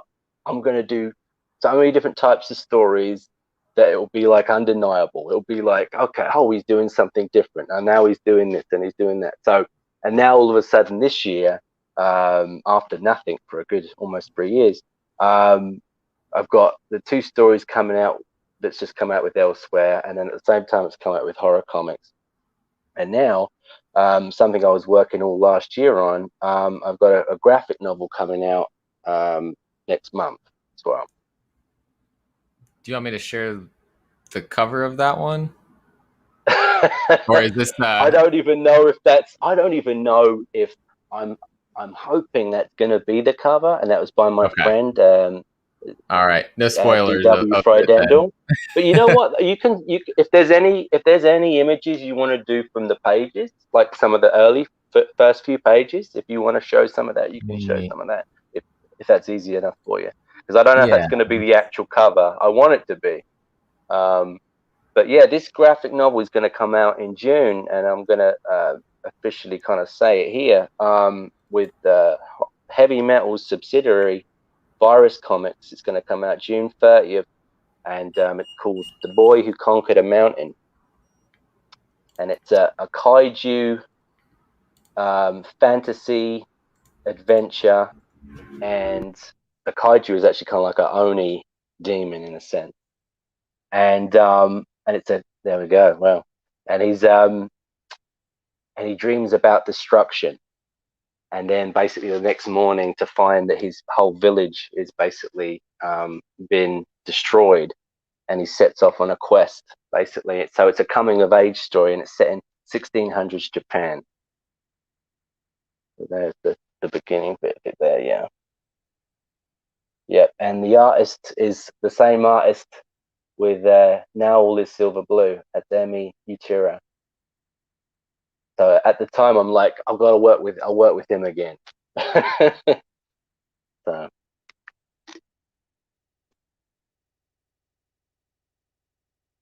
yeah, good stuff. So that's going to be 74 pages, and you can show another page if you want.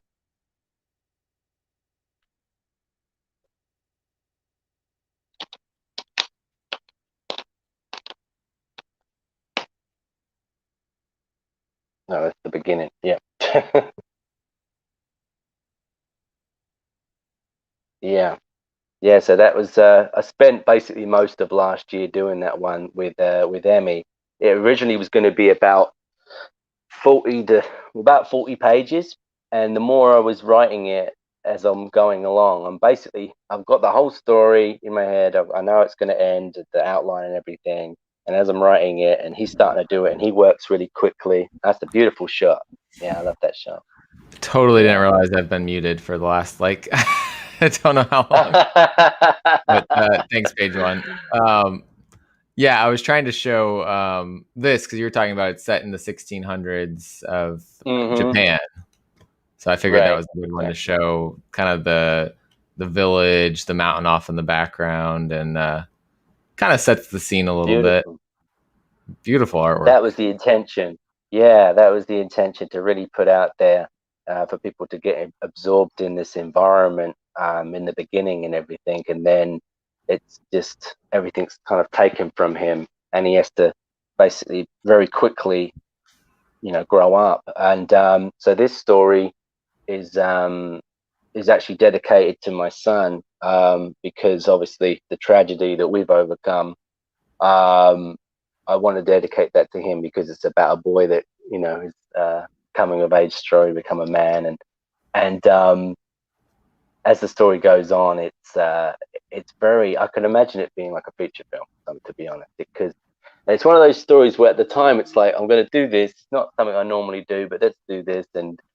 As we were writing it and going along with it, Emmy, I think, might be getting a bit upset because thinking like, you told me this is going to be 40 pages and it turned into 75 pages.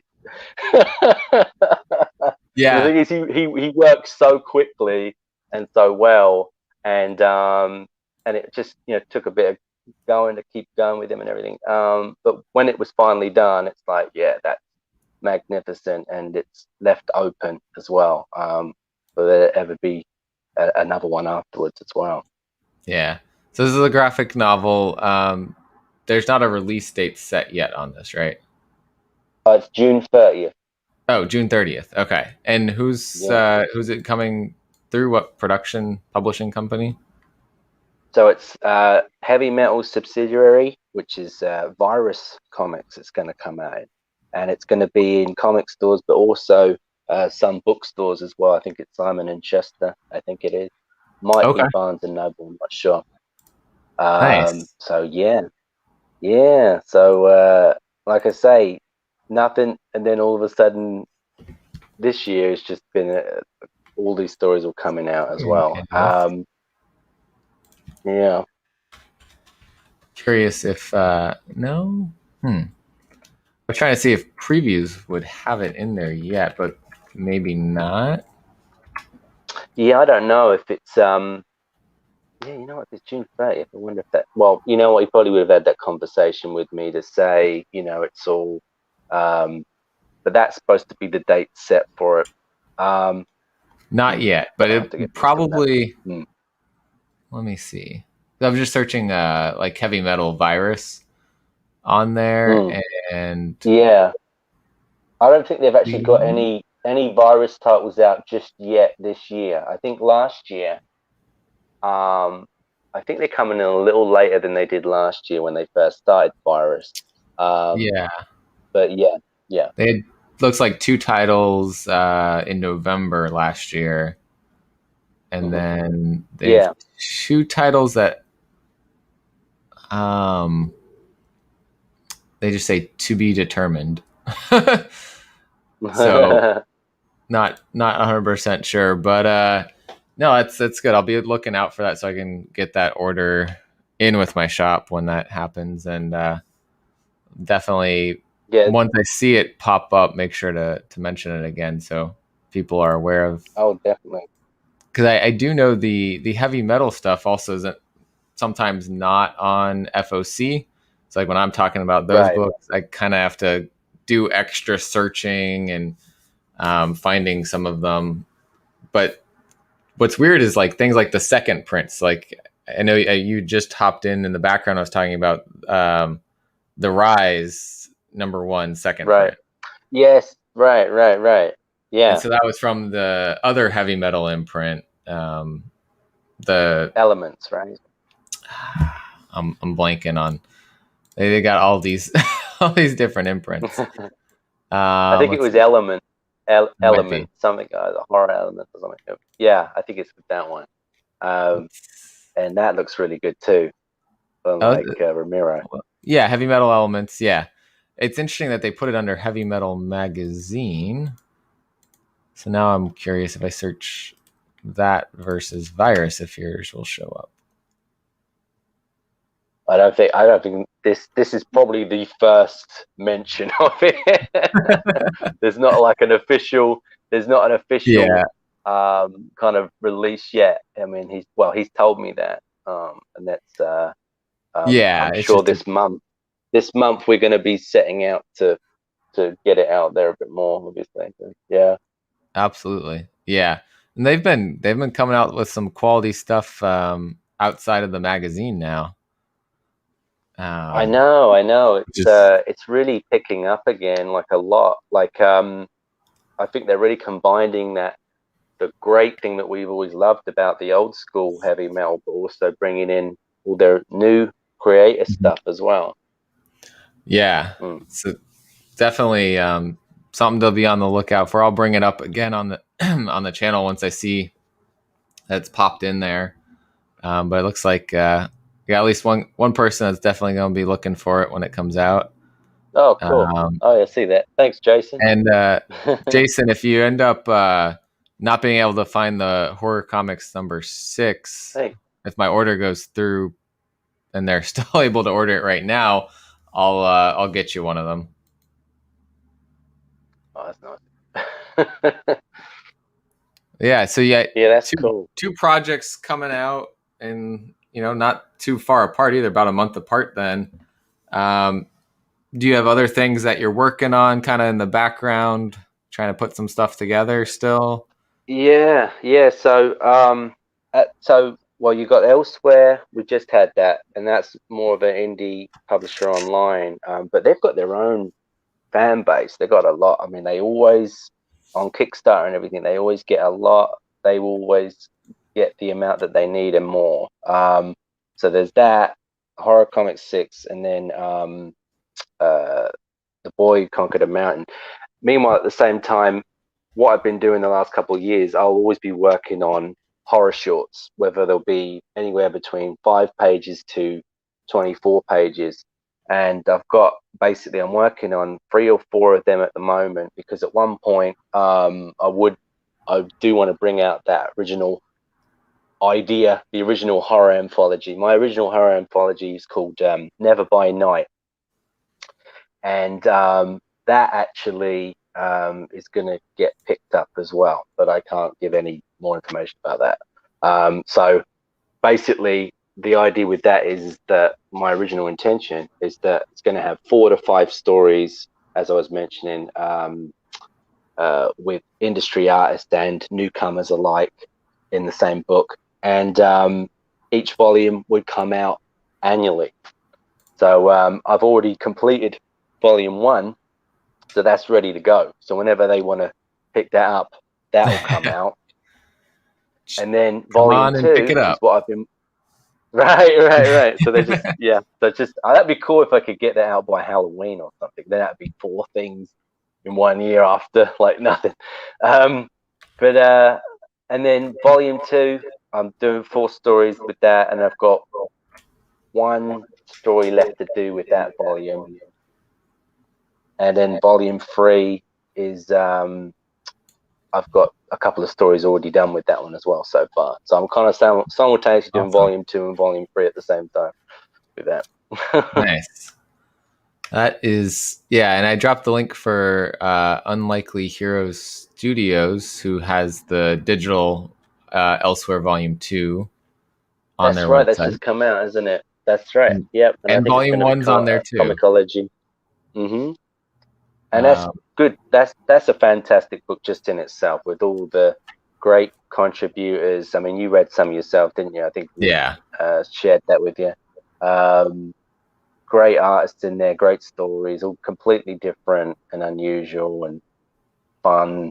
And that's a big book. That's like 250 pages. Yeah, I think I might have backed it and done the physical. So that'll be interesting to see once it's sent out. Trying to. I think that's out. Might be this month. I think it might be this month, or they're going to be sent out soon. I think. No. Nice. I've backed a bunch of Kickstarters recently, so now I'm like, what did I do, digital versus physical? I can't remember. Right. I think that was one of the. If I remember right. Yeah, I think it was one of the physical ones, because I was like, oh, that'd be awesome. Nice. Collection there to be able to flip through and read, a couple stories here and there. And yeah, that's the thing about that. I think they were talking about that in their podcast, saying it's one of those kind of books where you could just read a story or two, not in the bathroom, but just whatever your preference may be. But it's just something you could literally read even on the go type thing, because it's not expected to be read in one go.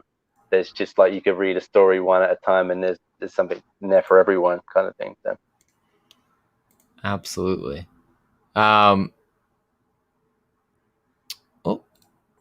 What's up, Zen? People hopping in. We're getting close to the end of the time period. I know there's another show. Someone that was in the chat does like a shout out show for YouTube channels. So So I'm giving him a shout out here. His link I just dropped into the chat for people that want to go watch him after this. Be on in a couple minutes. But I also wanted to share the link. So I know I've got your Instagram here. So I'm going to drop that for everyone. You can find him on Instagram at that. You also have a Twitter, right? I'm on Twitter as well. Yeah, I'm on Twitter as Carry On John on there. Okay. Find you on here quickly. Actually, I think didn't. Yeah. There we go. Share some links for where people can find you and see what's coming up with your books and other projects you've got going on. So anything else? Thanks for that. Of course. Anything else you want to tell the chat or plug while you got the microphone? I think I spoke like anything. I think I got it all out. I think, but thank you so much for bringing me on the show. I love watching your posts and seeing all your collection. And for a while there, I think I almost had as many. What's it called? What's that Behemoth comic that you've been getting so many covers of? You Promised Me Darkness? Yeah. For a minute there, I'm thinking, shit, I'm getting too many of these. I'm not used to collecting this many variants in my life. I'm a collector, but I'm not that hardcore. But you guys, I've got to get them all. Somewhere I've got some others around. Those are the closest I knew where to find. Right.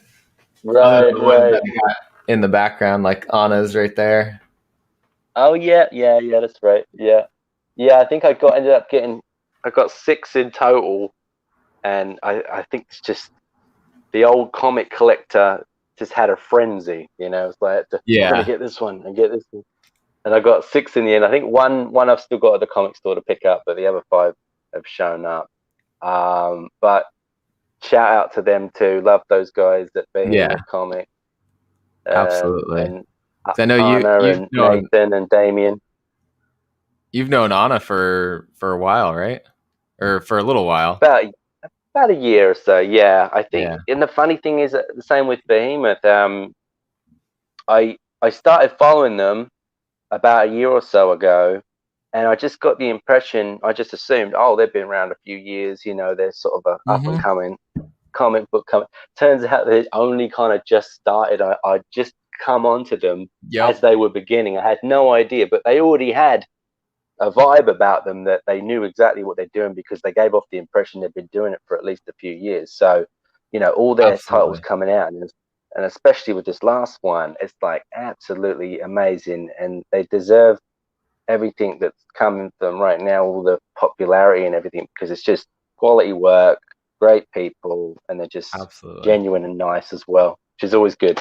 Yeah, and I know you've known I've talked to Nathan, and he's been on the show. He's gonna come back at some point, I think in June. We got the Happy Tank imprint guys coming on the show. Right. So they're all like, I love talking to all of them. They're great people. Like you said, and Damien, he's great. Like everyone that I've interacted with that's done work for Behemoth too has been just absolutely phenomenal. I think that they're doing something right over there. I think it's when it's more of the passion, and they themselves, they appear like they're comic book fans as well. They're not so much a business as it's a passion for them, and I think that transfers for sure. Yeah. They said that the books that they put out are books that they enjoy.